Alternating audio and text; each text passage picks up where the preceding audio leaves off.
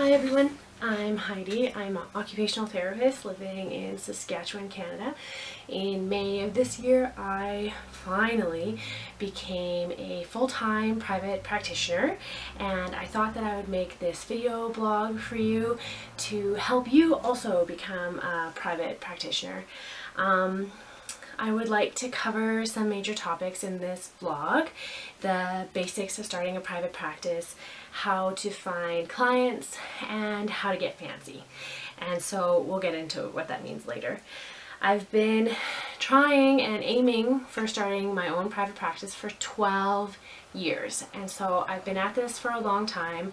I've read a lot of books, talked to a lot of people, consulted with everyone and their dog. And this May was finally when the transition happened.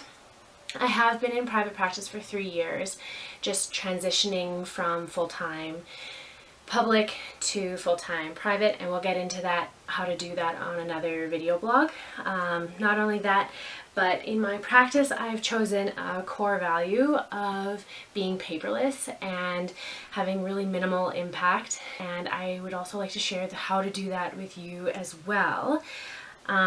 Because as you know, in our jobs, that there's a lot of paperwork, and paper isn't exactly the whole point of why we made computers. And yeah, so anyways, so you work hard in high school to get into a good school, and you're told that this is what you have to do. You have to get into a good school, because then a good school is going to get you a good job. So then you get into this good school and you work really hard to get through that good school. And then you get an internship and you work really hard on those internships so that you could potentially get a good job. So then you search and search really hard for a good job after you graduate from this good school that you worked really hard for, and then you land yourself this amazing job, and you work really hard in your amazing job because you want to keep it, and you work really hard for your clients, and then it starts. The process of becoming burnt out. How many here have worked short-staffed? How many here have worked with massive caseloads? How many here have worked rural without mentorship? That's a huge thing that's going on, especially in Canada. And so this is something that I hear from a lot of my friends, from other coworkers and that kind of stuff, people who are really being crushed under the weight. So we were taught that hard work is what gets you an income, that if you have to keep the rubber to the road to get anywhere. We're taught that you have to compete with your peers, that you need to be better than other people, and that that's what's going to get you where you want to go, even though that's kind of backwards from what we do as a profession. We help people, we support others, and so to compete and to want to be better than other people and be stronger than other people and to keep secrets from other people so that they can't do what you're doing.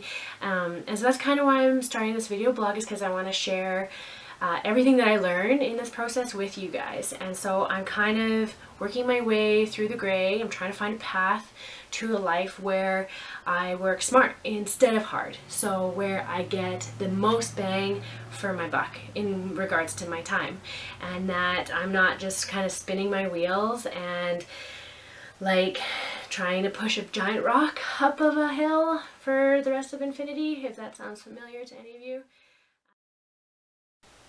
So you should come with me. You should keep me company.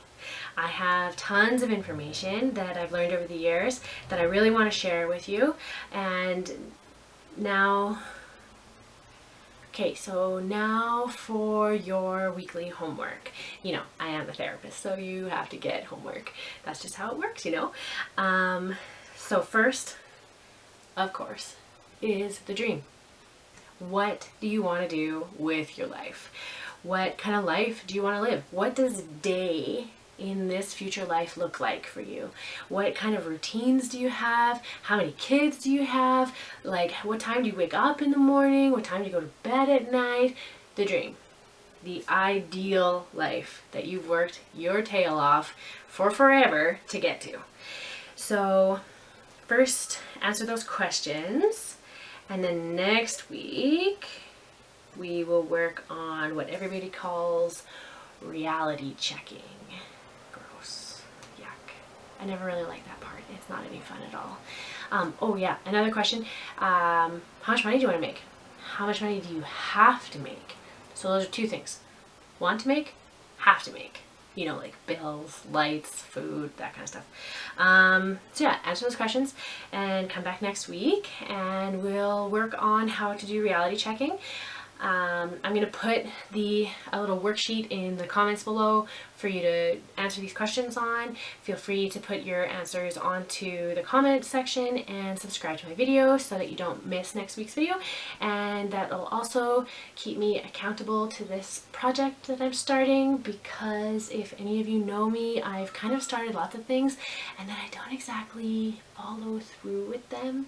So if you subscribe, it'll help me to stay on my path and not ditch you all. So see you next week.